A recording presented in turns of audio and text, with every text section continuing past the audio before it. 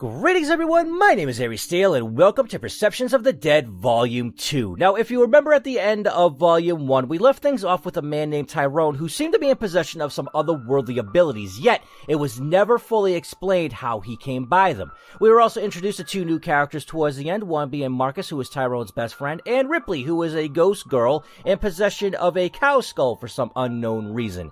We also see that our girl Jill Count and her newfound ghost friend Owen are making a comeback, which I'm really excited for, and I'm really curious to see if both Andy and Raven make a comeback in this volume as well, especially Andy, because his wide knowledge of the supernatural made him come off as a hunter of sorts, and I found him to be the most interesting out of everyone that was introduced to us, and I'd love to see an interaction between him and Tyrone. I think there could be some good dialogue between those two characters. So, with all that being said, let's jump on into it and see what we got going for us. Oh, so we're not dealing with chapters this time. We're just jumping right into the story. Okay, I could take that. It doesn't seem like there's narration at all, so I'm going to have to do the reading. I apologize in advance for any misreading that might happen down the line. Owen blinked, looking around. It's kinda empty in here. Where did everyone go? Hello? Huh. Spooky. And then there was a man. Whoa, creepy costume. You look like an off-brand Jason. Still totally pulling off the slasher vibe, though. Thanks. Did they change Tyrone's voice actor? He sounds a little bit different. Also, I'm loving the cleanup of the art style here. Tyrone's character looks so good now. Oh shit, did Omega Sci-Fi actually send someone? It's good to see that we're starting to build some bridges, right? Yeah. I didn't catch your name. I'm Owen, the party's organizer. Tyrone. Though I'm feeling like someone is pulling a prank on me or something right now. How so? Everything's gone. All the decorations and stuff. Wait, did I wander into a nearly identical room? What inspired you to throw a Halloween party here, Owen? Well, St. Hart is haunted. No arguments there. What, no wisecracks? No, I definitely agree with you. I know for a fact it's haunted. Are you a believer, Tyrone? You could say that. Haha, yes! Finally a fellow acolyte. You and I are gonna have a long talk, and for that, I'll break out the good stuff. Owen began to rummage in a cabinet under the remnants of long-abandoned equipment. What about your party? The party was just an excuse to be here. And acolyte? Is that the proper term? Oh yeah. Owen withdrew a bottle with a gold leaf wax seal and a mark that immediately widened Tyrone's eyes. Holy shit, you're gonna crack open a bottle of Monty Dements? That bottle's worth twice my entire education. You must have a refined taste to recognize it on sight. Not really. I kinda helped dissolve the soul of someone haunting a bottle earlier this year. Ooh, well, you'd still have to be well connected for an acolyte if your client had a bottle. Did they share a taste with you? No, and honestly, I couldn't even imagine drinking a couple $1,000 a sip. Owen rolled his eyes and pulled out a second bottle. Look, they're not worth the price. The taste is maybe worth a few $100s a bottle. Real value is all about the prestige. Now, I have questions. You're an acting acolyte? We're talking practicing, not theoretical? I suppose so, if I understand the term correctly. Mostly just playing at busting ghosts, but sometimes some more complex stuff. I stopped a murderous hoodie a few months ago. Owen produced glasses from the same cabinet and poured them each a glass. You've got a head and shoulders above me, bro. I haven't even met a ghost yet. But I plan to summon one here tonight. Most of the frat brothers just think it's going to be an over-the-top Halloween thing. Sounds dangerous. No, I've got runes out the ass, plus a broken blade. Nothing to fear for the dead from me, bro. A broken what? What kind of acolyte doesn't have a broken blade? Seriously? Tyrone nodded. I guess most of my knowledge is from books, so who am I to talk trash? Owen walked back to his cabinet and withdrew a knife that looked as though it had seen far better days. In fact, the thing looked like it had been shattered and just been glued back together. Oh, so this must be how Tyrone got his broken blade. So this all takes place well before Tyrone's initial chapters. Or at least well before the whole volume. This has got to be like a whole prequel thing. It's like the ghost of a knife, right? I made this one myself. Tyrone's eyes widened as he sipped his drink and hungrily took another sip. Supposed to be able to stab ghosts and stuff. Owen preferred the weapon. Here, I won't be needing this tonight. Happy birthday. Thanks. Tyrone took it, and his focus turned from his drink to the odd weapon, leaving Owen to take his first sip. Despite the bad-mouthing, he liked the taste and was eager to... Okay, yeah, so Owen gave Tyrone the blade that he now uses. Okay, that's all making sense. Everything's starting to connect now. Liquid spattered to the ground directly below Owen. He looked down to see the mouthful he had just taken as a wet stain across the ground. Owen looked up to Tyrone and saw it in his eyes. Oh no, bro. I'm dead. Owen! Oh, okay then. Yeah? You're too close. I'm dreaming about you again. Oh, that's sweet, but bro, I don't think of you like that. I like his little ghost design. He kind of looks like a cat with the way his collar's propped up like that. Fine. I wasn't sleeping very well on this mattress anyway. Jill felt her hand buzz and lifted a fist to find it clenched around her phone. The streaming app was running. That had been happening a lot recently. Her mother had always told her she was glued to her phone. I gotta tell you, Jill has gotta have an everlasting battery on her phone. It's like she shrunk the Energizer Bunny and jammed it into her fucking charge port.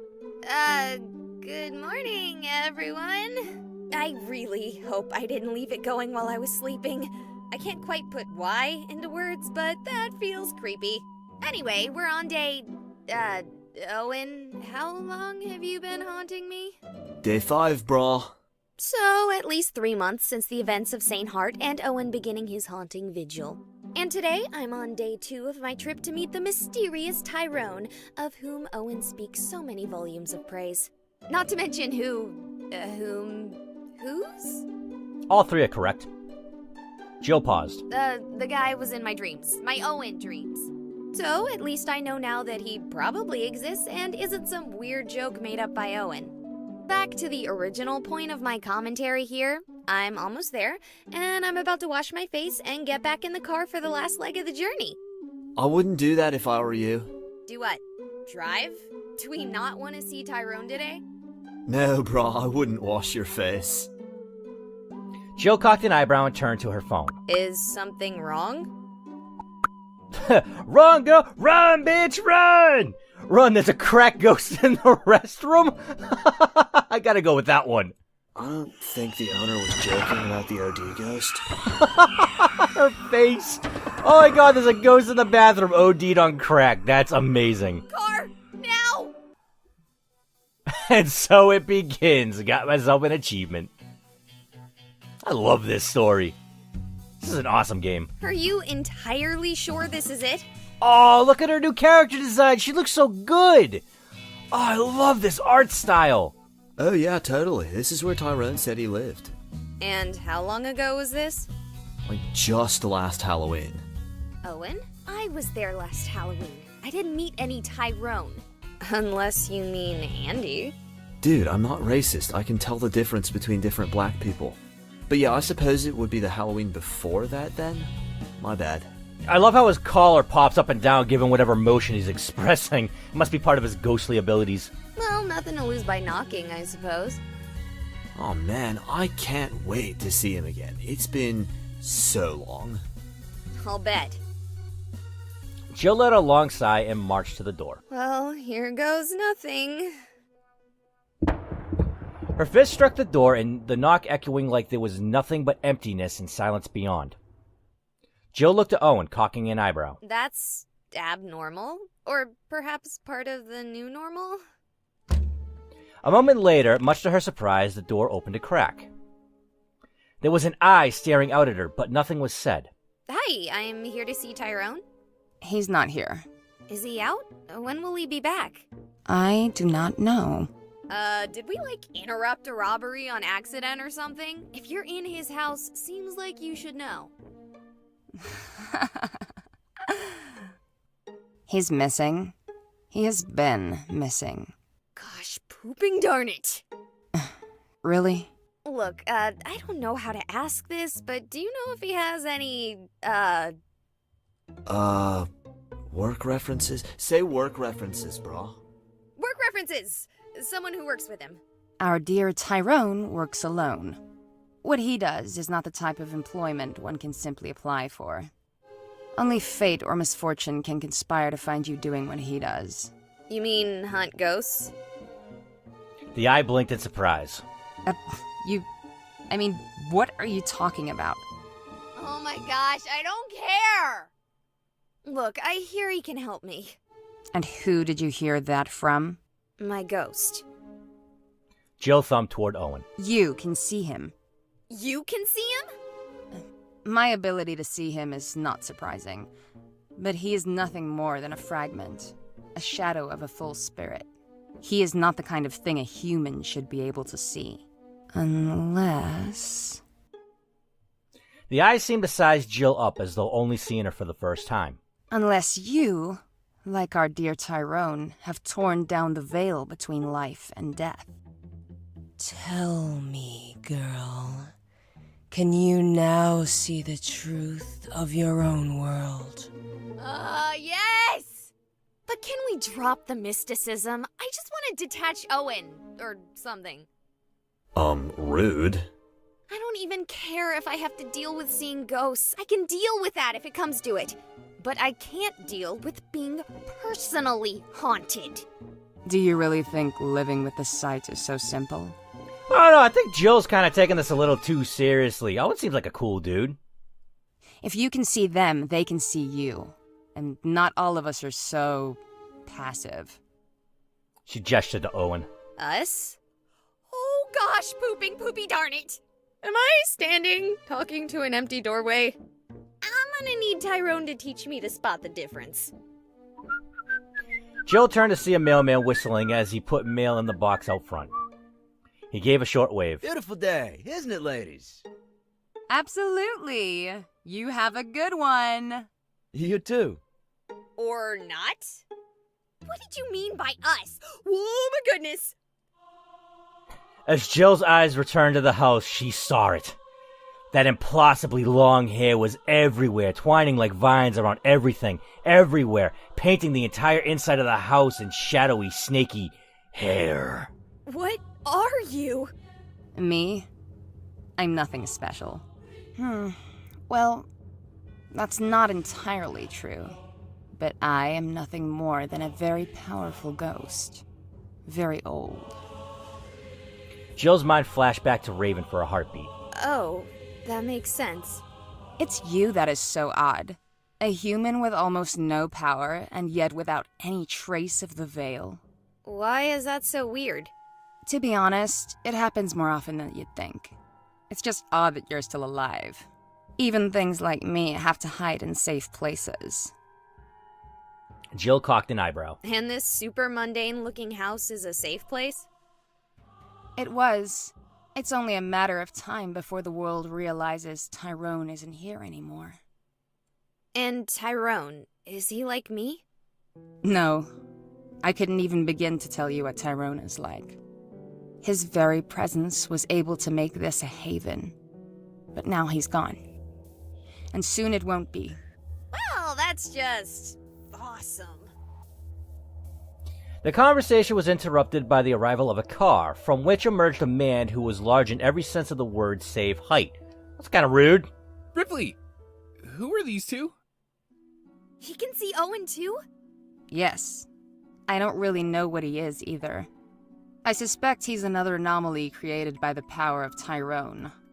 Hello? You gonna make introductions? I didn't ask their names. Figures. I'm Marcus. Jill. Name's Owen. Nice to meet you, brah. Marcus shook both of their hands and paused. Oh god, it's a SoCal frat boy ghost. Just living that SoCal lifestyle, brah. Look, we'd love to help you with your ghost problem, but this is normally Tyrone shtick and he's missing and we're about to leave to find him and I seriously doubt this guy's dangerous. Ripley, is he dangerous?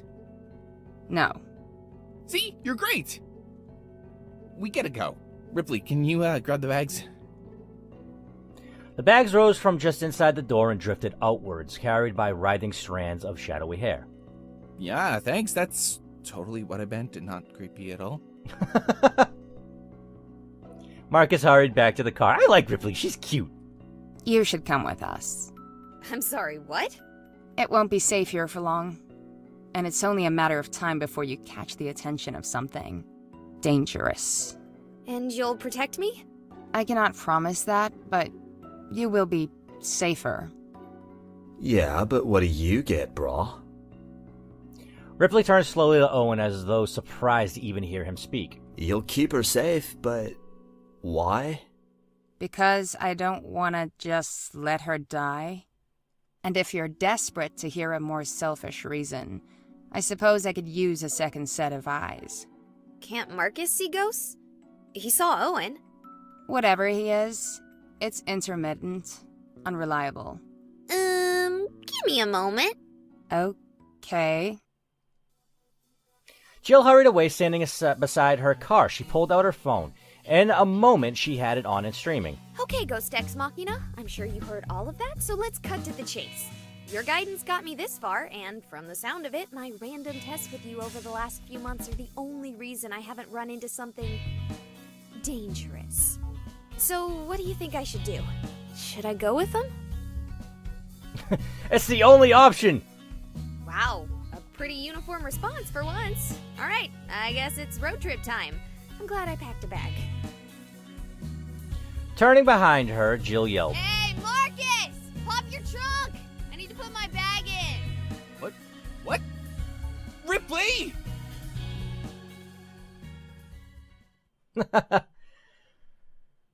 Having ourselves a road trip! The car was silent. Marcus at the wheel, Ripley's shotgun, for all that an incorporeal entity should need the room. And then Owen and Jill in the back, an ice chest wedged between them.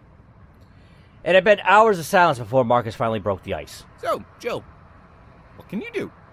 Don't bother her. I don't mind being bothered. What do you want me to do? I don't want to bring two strangers on this rescue mission. We don't know it's a rescue mission yet. Oh, yeah, sure. I'm sure Tyrone is fine after slipping and falling off the face of the earth for 3 weeks. Because he's never done it before, right? I mean, yeah, he kinda did, but he promised he was gonna stop, but that's not the point! I too am concerned about how long he is taking, but I suspect the most help he will need is another set of hands. And I would very much like him back. Oh, I was trying to figure out the dynamics. But now I get it. You're his lady friend.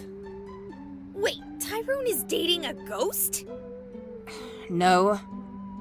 Not that there's anything wrong with that. Yes, there is! That's necrophilia! Or is it? No, it's not, Jill. You're in the ballpark, but not exactly. No! Well, not exactly. Anyway, I think if Tyrone is with anyone, it's Tulip. No, I think you're wrong there. Tulip is definitely interested in Tyrone, but it is not reciprocated. Who's Tulip?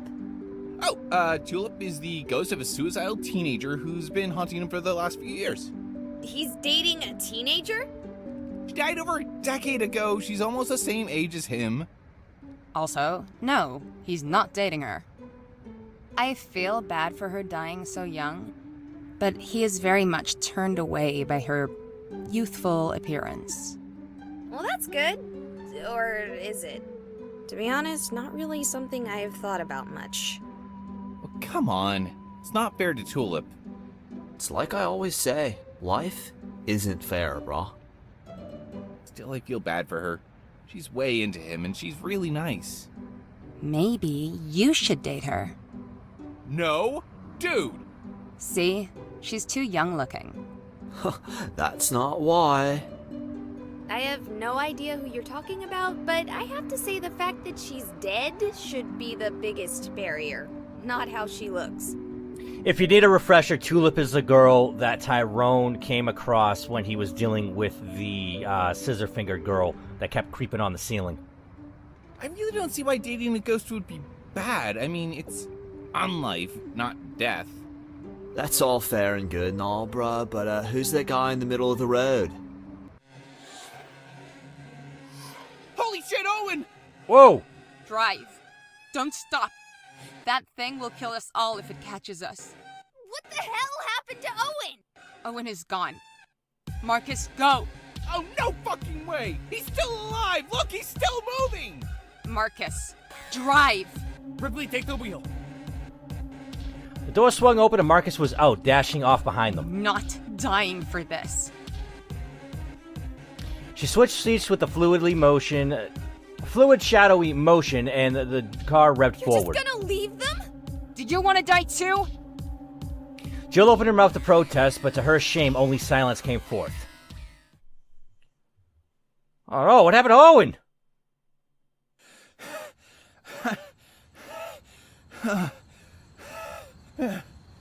I should have backed up the car before he jumped out. Where the hell is he? Owen! Owen! Sup, brah? Owen! Owen, you're okay? Oh yeah, sorry I fell out, brah. Fell out. Owen, you were dragged out. Nah, man, just caught a snag. Where is the thing? Thing? You freaking the big white thing! That's racist. Me? You? You know what? Never mind. I'm glad you're safe. Marcus let outside and turned back to the way he had come. The red lights of his car were long lost into distance in the night. Well, Owen, I suppose we're going to have to walk. Oh, no worries, brah. I love hiking. Marcus turned to Owen with a grim expression as the man hovered beside him. I love Owen, man. He's so chill. I'll bet. Marcus took one last deep breath, tasting the air, noting the cold, empty scent of a pine forest. Let's get going, I guess.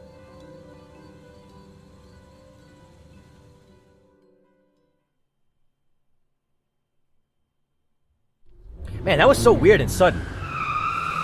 The car roared with a violent and terrifying scream. Ripley, slow down! I'm not going that fast. Jill looked out the window. Reality was a black blur as the car tore forward. You're kidding, right? It's fine. Slow down! Fine. The tires squealed as, with a lurch, the car came to a stop. Welcome to Misty Mornings. A graffitied sign welcomed them to the town of Misty Mornings, and Jill's eyes widened. I didn't realize we were so close. Are you sure you want to stop? We should be fine. We were going at 114 miles an hour for about 10 minutes. It's almost 20 miles away on foot. Jesus Christ, Ripley, you're cruising down the road. I like how they spray painted the U between the O and the R for morning. Get it? I'll know if it comes directly after us, as unlikely as that is. What was that thing? Why were you so scared? A null. Oh, yeah, thanks for that explanation. Answer my question. I don't actually know. I've been around for hundreds of years, and I couldn't begin to accurately answer that question. They are as anomalous as any ghost, and perhaps even more so. Ghosts have a past, an origin, ties, influences.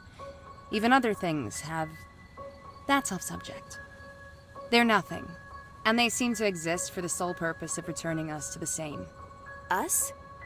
Ghosts. And people like you, before you get too excited. Spooky. So you're like, how old exactly? Rather very. Oh, come on. Are we talking the Renaissance? Or were you Native American? Maybe you were a child of early Western settlers? Ripley gave Jill a dark and silencing look. You have quite the eye on you. Well, I didn't exactly go to school for streaming. Streaming? You'd get along well with Marcus. Assuming he's not dead. Ripley suddenly grew quiet. Let's go find ourselves a room. Okay. Are you sure you don't want to... If either of them is able to get away from that thing alive, they will head here. Owen is haunting you. He'll know where you are. And Marcus? Marcus made the reservations. Oh. Come on. They walked towards the hotel, no less than 100 feet from the very welcome to town sign that had greeted them. Jeez, look at this place. Kind of ambitious for a little town like this, don't you think? I wouldn't know. Entering the hotel, their gazes fell upon a man comfortably propped, flipping thoughtfully through a book, smiling occasionally. He started as they came within earshot, and a grin peeled across his face. You know, when someone called and made a reservation for the second time in a month, I had thought it had to be a prank. And yet, here you are! Unless you're not the rooms reserved by a Mr. Marcus Rookard? The lights flickered as the man spoke Marcus's name. I'm sorry to say, the wiring in this old place has a problem or two. Something to do with the fact that I can count on one hand the number of guests we've had in the last 10 years. I mean, until earlier this month, that is. How have you stayed in business all this time, then? Well, that seems like a poor business model. Are you filming me? Sorta. I'm streaming. Should I stop? Not at all. And to be honest, it's not. The business model, I mean. Were it not for the hotel's very complicated history, I imagine the taxes alone would put it under. However, due to one twist of fate or another, the place persists. A mere shadow of what it once was, but still, it persists. Very poetic. Are the rooms dusty? Most of them are, yeah. But I cleaned the entire floor we currently have open. Back to my earlier question, is either of you Marcus? We're with his party, yes. 2 rooms. He indicated single beds, but I just roomed you in kings. Not like we lack for space. That should easily fit a couple. I assume either you two or... I need my own bed. I don't really know about her, and there are actually 4. Well, there are more rooms if you'd like. They come at a cutthroat rate this time of the off-season.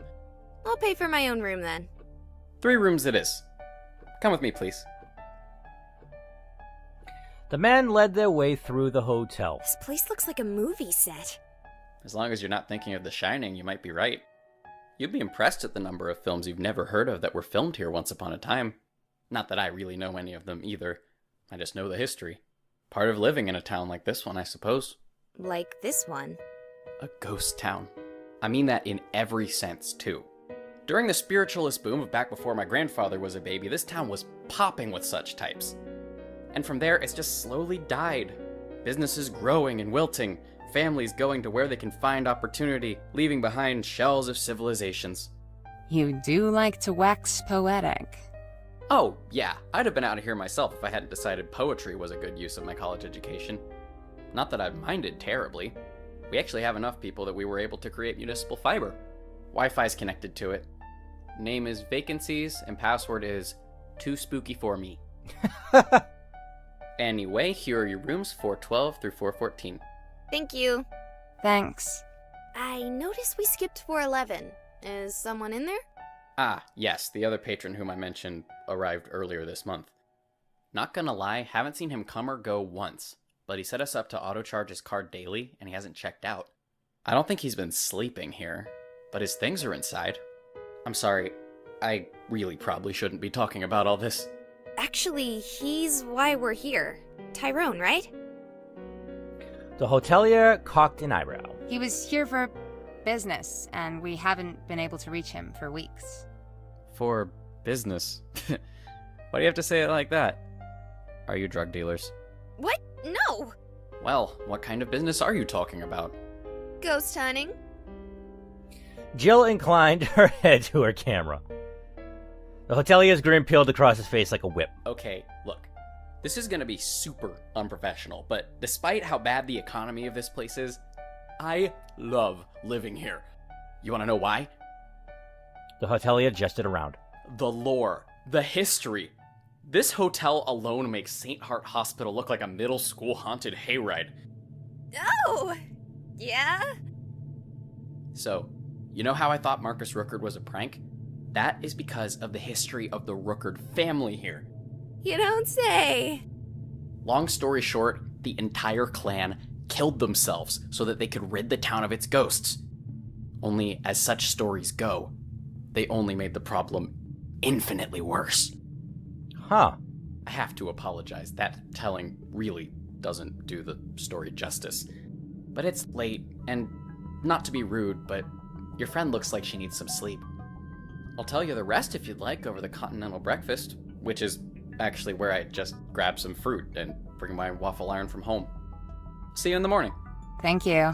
Thanks for all the information. I look forward to getting more. The hotelier excused himself and Jill put down her phone. You should sleep in the same room as me. What? I need to be able to reach you quickly if the null catches up to us. Then why did you let me waste money on an extra room? No, that was smart. I should have thought of it. We don't want to give him the impression that something is off about us. Other than the fact that we're ghost hunters who keep the company of ghosts? Yep. Okay, fine. I'm sleeping in lucky number 13. You're welcome to watch? Sounds kinky. That was my plan. You're lucky I'm used to it after 3 months with Owen. Before that, though... Okay, ghouls and gals, I'm signing out for now. But if your ghostly powers should be capable, wake me up if an ancient evil comes for me or some. Jill Count, signing out. Jill tucked her phone away. Who are you talking to? I have no idea. Ghosts watching my stream, apparently. Lots of them. Some with bank accounts, too, if the fact that I'm still getting paid says anything. I've never heard of something like that. Look at me, shocking the 18-million-year-old ghost. That's nice, I'm going to bed. I don't like cars, and I've been driving since 6 a.m. Alright, well this seems like a good stop-off point. Things are starting to get really interesting because now we're getting a little bit of a snippet to Marcus's backstory and how he is seeing ghosts and if he is potentially dead, which if he's part of that whole clan that the hotelier was talking about, then yes, he is dead and he's just another spirit floating around with Ripley and Tyrone. But now that a null is on our tail, that makes things a little bit more terrifying, because if you remember in Volume 1 when Tyrone faced off against one of these things, he himself said that he is terrified of going up against them and only does so if deemed necessary. They're that powerful. And Ripley's sitting there giving all sorts of praise to Tyrone, saying that she can't explain what he is and the amount of power that he emits that makes whatever room that he is in a safe haven for other ghosts from the nulls. So it's really interesting to me how this story is unfolding, and I really hope that there is a lot of loose ends tied up, because I have so many questions, but I'm not going to get into them right now, because it seems like so far things are getting explained with how Tyrone got the blade, the whole dream sequence between with Tyrone and Owen, having that obviously occurring well before Jill's first chapter. So it seems like everything is being explained in its own little way. But god damn it, if I am not enthralled by this, I don't know what to tell you. This is getting really good. But anyway, I'm going to pause it right here. Thank you all so much for watching. If you enjoyed this video, then thrush your bells upon that like button. Keep playing it awesome, and I will see you all on my next adventure.